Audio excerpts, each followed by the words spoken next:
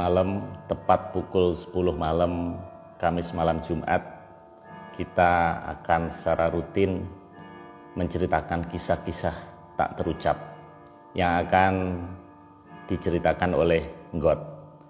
Kali ini cerita yang akan dituturkan adalah Rumah Sakit Angker bagian pertama. Pernahkah kalian masuk dalam suatu rumah sakit yang lobinya gelap, lorongnya dingin? Apa kesan-kesan ketika masuk ke dalam rumah sakit? Tentunya kalian akan mengalami perasaan yang tidak wajar, atau sixth sense kalian akan menangkap hal-hal yang misterius. Nggot akan menceritakan bagaimana suasana rumah sakit itu yang pernah dialaminya ketika beberapa tahun lalu dia dan rekan-rekan ada di dalam rumah sakit tersebut. Kita tunggu sambungan dari Nggot malam ini. Semoga kalian terhibur.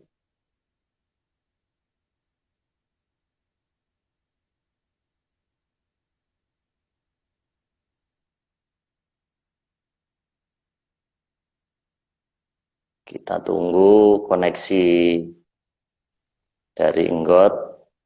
Oke. Selamat malam, Nggot. Selamat malam, Pak. Koneksi agak jelek tadi, Nggot.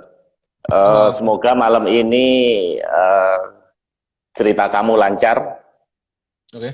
Silakan dimulai saja cerita kamu tentang Rumah Sakit Angker bagian yang pertama.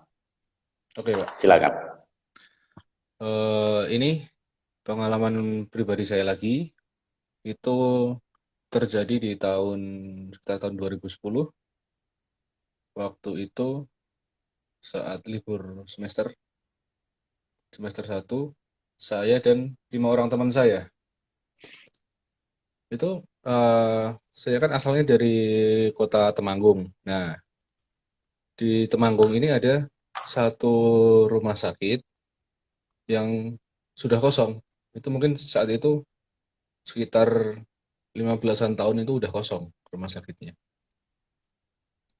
Terus kalau dari berita yang saya dengar, rumah sakit itu tuh sempat bangkrut. Terus eh, banyak pasien yang sampai telantar di situ karena nggak terurus, dan akhirnya banyak yang meninggal di situ. Akhirnya rumah sakit itu ditinggalkan begitu saja. Nah, eh, karena ada tempat semacam itu di Temanggung, dan di waktu libur semester itu saya dan 4 orang teman saya, jadi kita itu totalnya berlima, itu memutuskan untuk pergi ke rumah sakit tersebut. Jadi 5 orang dengan membawa 2 kamera digital, berjalan kaki ke sana. Jadi ngumpul di rumah teman saya yang rumahnya dekat dengan rumah sakit tersebut. Motor ditaruh situ, lalu kita berangkat itu jam 10 malam. Jalan kaki dengan jarak kurang lebih 1,5 kilometer. Waktu itu sedang gerimis cukup lebat, jadi tapi kita cuma bawa 2 payung itu untuk 2 teman saya yang bawa kamera aja. Lokasi rumah sakit ini nggak jauh dari jalan utama di Temanggung, masuk kampung begitu. Eh, Cuman beberapa rumah sebelum sampai ke lokasi rumah sakit tersebut itu memang suasana angkernya itu tuh udah berasa, karena mungkin 2 sampai 3 rumah di sekitar rumah sakit itu juga ditinggalkan kosong begitu saja, Pak. Jadi begitu kita masuk perkampungan, rumah sakit ini ada di ujung perkampungan, belakangnya udah kali dan sawah. Jadi kita masuk ke situ tuh penerangan terakhir adalah di perempatan sebelum area rumah sakit itu masih ada satu lampu jalan di tiang listrik itu. Setelah itu kita lurus, udah masuki kawasan rumah sakit kosong tersebut. Di situ sama sekali tidak ada penerangan dan waktu itu cuman bawa satu senter kayaknya. Jadi kita masuk langsung halaman luas kayak parkiran gitu, cuman rumputnya udah cukup tinggi selutut nutupin parkiran tersebut. Dan karena waktu itu sedang hujan, jadi dengan penerangan minim kita tuh bisa lihat bangunan rumah sakit kalau cuman ada kilat waktu itu. Jadi ketika ada kilatan cahaya itu bangunan rumah sakitnya tampak. Setelah itu gelap lagi. Jadi kita jalan pelan-pelan mendekat sampai ke depan lobi rumah sakit itu. Kalau tampilan dari luarnya itu bangunannya nggak terlalu rusak, paling kayak atap-atap gitu. Mulai dari lobi depan itu atapnya udah berlubang-lubang dan debunya cukup tebal karena eh, mungkin nggak ada orang yang ke situ sama sekali, Pak. Jadi bahkan di lantai-lantainya itu debunya juga tebal. Nah, perjalanan saya dan teman-teman itu dimulai dari lobi tersebut. Waktu itu karena kita menyeberangi halaman parkiran yang dengan rumput setinggi lutut, dan kita bercelana panjang ya, celananya kita gulung sampai di bawah lutut biar nggak terlalu kotor. Karena eh, rumput yang tinggi, debu, ditambah hujan, makanya celananya kami gulung. Terus kita bisa masuk rumah sakit itu karena pintu utamanya, pintu lobinya itu kan pintunya masih dari kayu, bagian bawahnya itu udah jebol. Jadi kita bisa menyusup masuk lewat celah di bagian pintu bawah itu. Kita masuk ke situ, dua orang yang membawa kamera, mereka tugasnya adalah mengambil gambar di sudut-sudut yang kira-kira menarik, nggak harus menyeramkan tapi menarik. Jadi kita bawa kamera digital itu, layarnya dimatikan, jadi cuman dengan feeling aja mau motret ke sana, sana, sana. Gambarnya pun baru kita saksikan setelah kita pulang nanti. Nah, setelah memasuki lobi itu kursinya masih tersusun rapi, cuman itu tadi debunya sangat tebal, belum ada rasa aneh-aneh di situ masih. Jadi rasa yang kami bawa di perjalanan pertama itu masih banyak rasa penasarannya, belum ada pikiran aneh-aneh sama sekali. Di lobi kita ngambil beberapa sudut gambar, masih belum ada yang aneh. Dan ketika eh, 5 anak itu sedikit lebih tenang saat di dalam situ, kita jalan-jalan keliling, muter-muter kayak gitu. Itu salah satu teman saya sempat ngomong ke saya kalau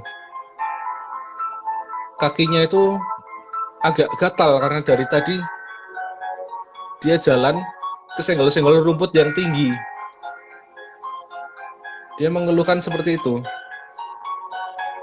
Lalu 4 orang lainnya itu saling bertukar tatapan dan kami semua sadar kita itu udah berada di lobi dan di situ tuh nggak ada rumput. Tapi teman saya ngerasain kakinya tuh kesenggol-senggol sesuatu dari tadi. Padahal nggak ada apa-apa. Pergerakan kita juga sedikit. Kalau ada yang bergerak pun seharusnya kita dengar. Nah, karena teman saya ada yang ngerasa kayak gitu dan kita semua sadar itu tuh bukan hal yang wajar untuk senggol-senggol rumput di dalam ruang tunggu rumah sakit tersebut karena dalam ruangan di situ sama sekali tidak ada rerumputan.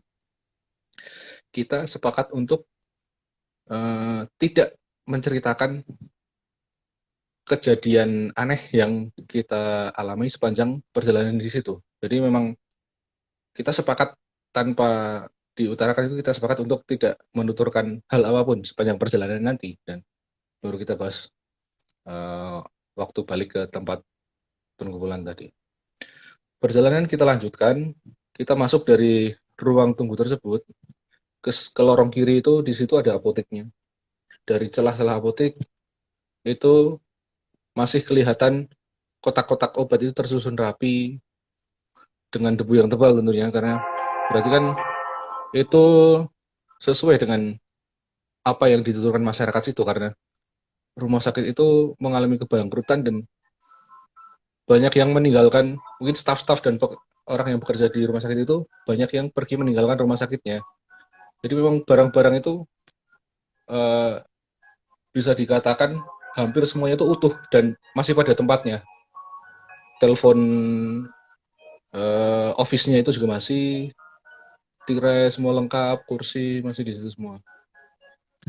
Nah, waktu kita sampai ke dalam, jadi ruang setelah ruang tunggu itu udah masuk kamar-kamar pasien dengan lorong kayak gitu. Kita jalannya pelan-pelan. Tapi karena suasana saking sepinya, langkah kaki kita kan kedengeran. Tak, tak, tak, tak. Nah itu ketika satu teman saya yang paling depan itu tiba-tiba menghentikan langkahnya, dan kita berempat yang di belakangnya berhenti serentak. Waktu itu juga setelah kita berhenti, masih ada dua langkah yang tertinggal di paling belakang. Hanya suara langkah. Jadi tak, tak, tak, tak, tak. Waktu semuanya berhenti, tiba-tiba langkahnya ada yang bunyi. Klak, ketinggalan, semuanya diem. Ngadep belakang. Walaupun berdebar, cuman karena kita sepakat untuk nggak membicarakan hal tersebut, dua orang teman saya yang bawa kamera itu cuman ngambil gambar ke belakang. Trek, trek. Ada kilatan flashnya gitu. Dua kali, terus kita lanjutkan lagi. Kita muter, sampai tengah bangun rumah sakit itu ada taman, ada pohon kelengkeng yang sudah tumbuh besar sekali di tengah-tengah taman tersebut. Kita duduk berlima di pinggiran terasnya, menghadap ke arah pohon tersebut. Diam terus, di situ kita ngobrol, cuman kita hanya, yang kita bahas adalah rute-rutenya. Itu mungkin nanti akan ke ruangan mana dulu, kita ke arah selatan atau ke barat ya, hal-hal semacam itu yang kita bahas. Tapi karena kita membelakangi ruangan, nah di belakang ruangan itu awalnya tenang, tapi lama-lama agak berisik, dari mulai benda jatuh, suara anak kecil berlarian, dan ada suara ketawa anak kecil di kejauhan. Cuman lagi-lagi karena kita sepakat tidak membahasnya, jadi paling hanya saling bertukar tatap saja, nggak membahas hal tersebut. Terus kita lanjutkan lagi ke belakang. Kalau menurut saya di lokasi yang sudah saya lewati tadi itu, tempat paling seram adalah ruang operasi. Di ruang operasi itu kan dengan bed rumah sakit yang dari ranjangnya besi itu, samping kiri kanannya masih ada tiang besinya juga, di atas masih ada rangkanya itu untuk tirai. Tirainya itu cuman ditaruh di satu sisi itu, dan diikat dengan meja persiapan yang masih ada di samping ranjang dengan alat-alat bedah yang masih lengkap di situ juga. Menurut saya itu salah satu ruangan paling bersih. Maksud saya nggak banyak debunya di rumah sakit tersebut, karena mungkin karena ruang operasi kan ruang yang tertutup rapat biar nggak ada kontaminasi dari luar, dan ruangan ber-AC, makanya tempat itu masih terbilang cukup bersih. Kami berusaha masuk ke situ, cuman pintunya terkunci, jadi hanya bisa mengambil gambar dari jendela yang nggak ketutup tirai, sama dari celah ventilasi di atas jendela. Jadi rumah sakit itu masih model lama, dan ventilasi di atas jendelanya itu masih ventilasi kayu yang bergaris-garis kayak gini. Kayu bergaris-garis kayak gitu. Nah, kita beberapa ruangan yang terkunci itu kita ngambil gambarnya dari sisi yang itu. Nah, setelah kita berputar, mungkin itu sepertiga bagian rumah sakitnya udah kita kelilingi. Kita memutuskan untuk kembali ke lobby lagi. Karena itu udah mungkin jam setengah 3 pagi. Kita berangkat jam 10 malam dan rencana pulang jam 3 pagi. Makanya setelah setengah 3 itu kita kembali ke lobby untuk duduk dan mungkin sedikit ngobrol soal yang tadi itu. Nah, waktu ngobrol itu kita berlima saling membelakangi, jongkok di pelataran rumah sakit itu masih di bawah naungan lobbynya. Itu suasana masih hujan dan kita ngobrol membahas perasaan saya merasa paling serem di lokasi ini, teman saya di lokasi ini ya.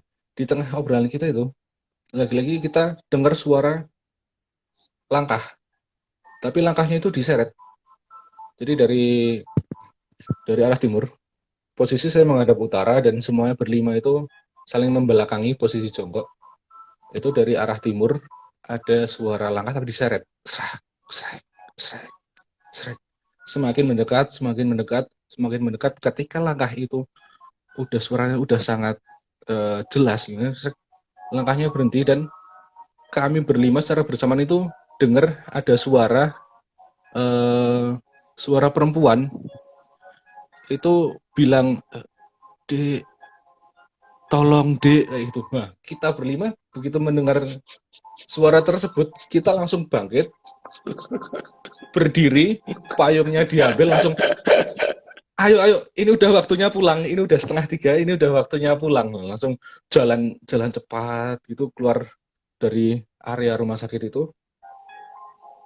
Dan memang betul, rumah-rumah di situ tuh juga kelihatan serem juga emang, atau mungkin orang yang punya rumah-rumah di sekitar itu karena terganggu atau nggak nyaman di situ lalu meninggalkan rumahnya, saya juga kurang paham, tapi sama sekali nggak ada penerangan sampai perempatan tadi yang ada lampu jalannya itu.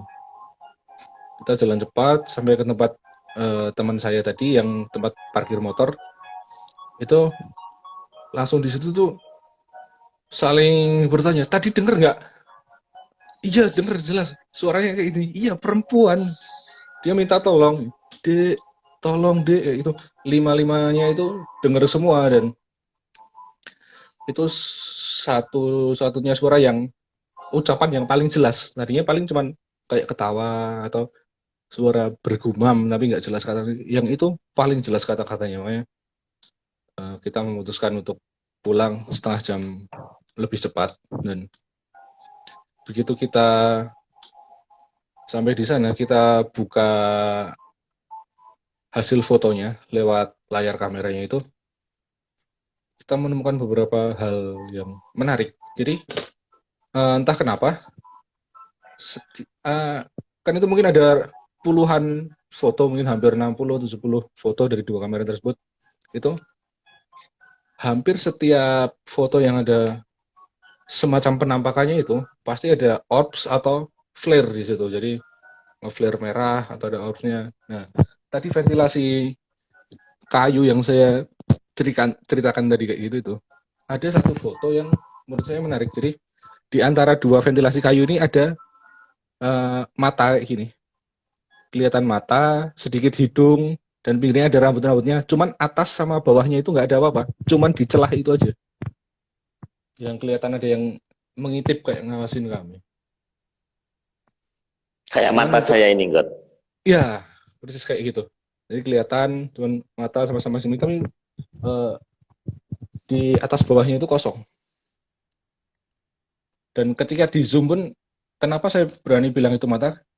Ketika kita foto di tempat gelap, pakai flash kan, pupil matanya itu ada titik merahnya kan biasanya kalau pakai kamera itu. Nah itu di situ juga kelihatan ada titik merahnya.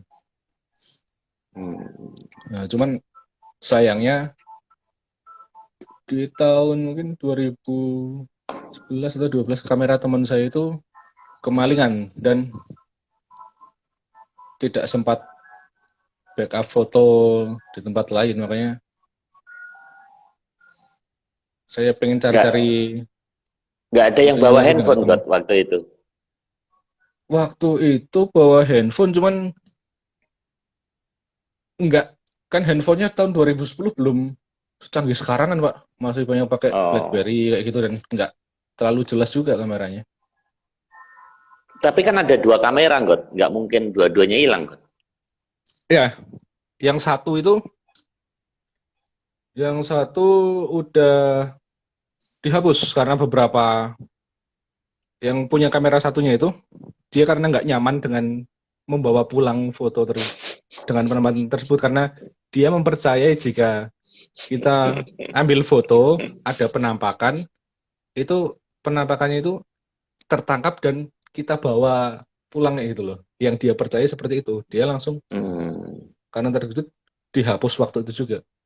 Yang satu eh, punya teman saya ini masih disimpan, cuman nggak di backup kemana-mana, masih di MMC di kamera itu. Cuman kameranya kemalingan di Jogja ini udah nggak ada lagi backupnya. Jangan-jangan yang maling hantunya, Got. Itu Got, siang-siang. ini rumah sakit ini sampai sekarang masih ada nggak, Got? Kalau ada bisa diulang lagi nggak? Bangunannya masih aja, cuman tahun 2000 berapa ya? Mungkin 17 itu ada rencana dipugar untuk dijadikan gedung sekolah. Hmm. Nggak, kan kamu berlima ya. Ini iseng banget dalam Iya. rangka bikin skripsi atau mau mau uji nyali atau apa, Nggak? Selama Ah, 5 jam kan kamu kan dari jam 10 ya, sampai jam 3 kan. tadinya hanya dari obrolan aja. Jadi kita nongkrong, terus ngobrol-ngobrol lama-lama topiknya habis bahas sesuatu yang mistis itu terus teman saya itu bilang, "Lah itu dekat rumah saya ada rumah sakit kosong." Oh iya rumah sakit yang itu. Karena kalau sekarang nggak tahu, mungkin di tahun 2010 itu bahkan petunjuk jalannya ke rumah sakit tersebut itu masih ada di atas jalan raya itu. Hmm. 500 meter ada nama rumah sakitnya itu pelang hijau penunjuk jalan itu ada. Hmm.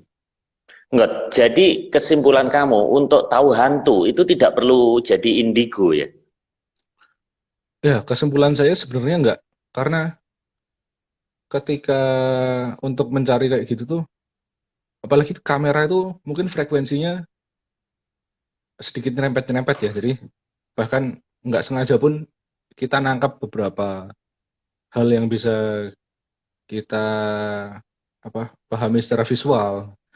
Kalau untuk Hmm. pendengaran sih itu sering banget Pak. Jadi limanya juga sangat sering dengar di tempat kayak gitu. Hmm. Setelah itu ada mimpi-mimpi nggak Ngut? Ke bawah dalam alam mimpi gitu nggak? Atau diikutin merasa gitu? Kalau mimpi enggak sama sekali. Yang merasa diikuti cuman yang bawa kamera satunya itu tadi karena dia parno terus dihapus. Karena ada yang aneh lagi Pak itu hasil fotonya itu Hmm. waktu kita Hmm. awal sampai depan bangunan rumah sakitnya teman saya yang satu yang bawa ke kamera. Jadi kita kan bawa payung tapi cuma dua. Yang bawa payung itu cuman orang yang bawa kamera biar kameranya nggak kehujanan. Dia ngambil gambar pakai flash kan banyak kaca-kaca besar di bagian depan rumah sakitnya kayak ruang pasien itu yang paling depan kan kacanya Hmm. besar-besar biar cahayanya masuk. Nah, itu karena berdebu dan kondisi gelap, kita ngambil gambarnya pakai flash, otomatis gambarnya kan kita lihat pantulannya. Jadi yang teman saya yang moto Hmm. ini kelihatan juga di situ. Jadi yang ini frame itu ada saya, ada teman saya.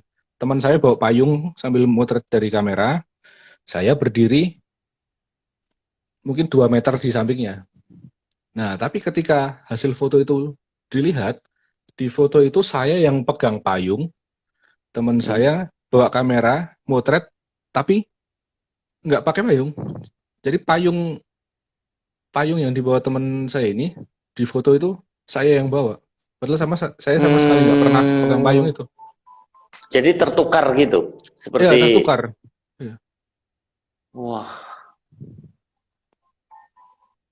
Iya, iya, iya, iya, iya, iya. Nggak, eh itu dulu rumah sakit nggak ya? Tempat itu Iya, berarti. rumah sakit. Rumah sakit. Dulu ceritanya rumah sakit itu mungkin karena rumah sakit nggak terlalu besar dan bukan punya Hmm. pemerintah, jadi itu kalau berita yang saya dengar sih itu bangkrut. Karena bangkrut, dokter dan staf-staf di situ tuh yang sudah tidak digaji lagi, mereka pergi. Jadi pergi cari rumah, daftar ke rumah sakit lain untuk biar tetap Hmm. bekerja. Nah, sedangkan pasien di situ kan eh, masih ada beberapa pasien di situ. Pasien itu banyak yang nggak keurus, bahkan Hmm. sampai mungkin stok kehabisan obat, nggak ada tenaga medis yang menangani, bahkan orang yang kritis tuh sampai banyak yang meninggal di tempat itu. Nggak, kamu kan berlima, lima Ya, sekawan. Kenapa nggak bawa anjing sekalian, Nggak? Karena binatang itu sebetulnya bisa mencium six sense. ya, binatang lebih sensitif ya untuk Lebih soal sensitif. frekuensi kayak gitu. Iya. Kebetulan nggak ada yang punya dan itu karena dadakan, Pak. Itu obrolan itu Hmm. mulai berawal di angkringan, mungkin jam 7 jam 8 itu ngobrol kayak gitu. Oh, itu hari itu juga. Jadi Hari itu juga, spontanitas. ya spontanitas, itu sepakat. Oh. Yang saat teman saya yang takut itu yang hasil fotonya dihapus itu dia udah bawa kamera dari rumah. Terus satu lagi itu yang bawa kamera yang tempat kita parkir motor itu. Jadi langsung ke sana, Hmm. mungkin jam 9 itu berangkat ke sana, ngobrol sedikit, nyusun rencana singkat, terus langsung jam 10 berangkat. Hmm. Nggak, kira-kira lokasi itu sebelum jadi rumah sakit apa ya? Atau kuburan atau apa? Tidak ada informasi ya? Wah, saya nggak ada Nggak ada informasinya bahkan. informasi. Mm-mm. Oke, Nggak, menurut beberapa literatur metafisik, roh-roh yang gentayangan. Jadi ada beberapa spiritualis yang mempercayai bahwa hal-hal seperti itu bukan jin, bukan setan, namun roh yang belum crossover. Mm. Nah, biasanya roh yang belum crossover ini ada beberapa hal energinya yang masih kemelekatan dengan duniawi. Iya. Nah, kamu ada upaya nggak ketemu orang pinter atau orang yang punya keahlian untuk memberangkatkan mereka ke alam sana karena tempatnya sudah nggak di sini lagi.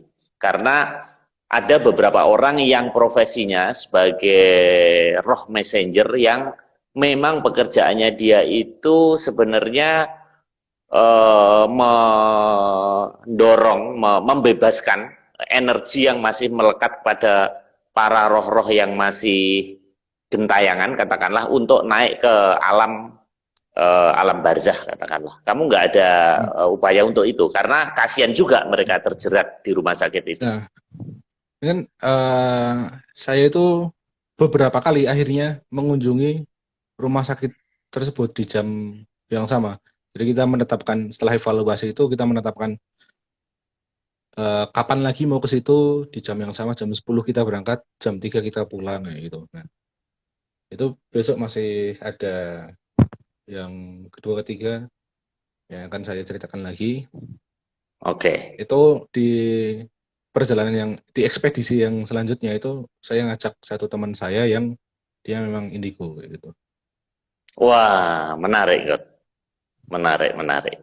Oke, God. Ini sudah 30 menit, jadi waktu kita habis. Kita akhiri malam Jumat ini cerita kisah tak terucap. Oke, God. Oke, Selamat malam. Kita bertemu kembali Kamis malam Jumat minggu depan. Terima kasih atas ceritanya. ya Pak. Selamat malam. Terima kasih. Selamat malam. Ya.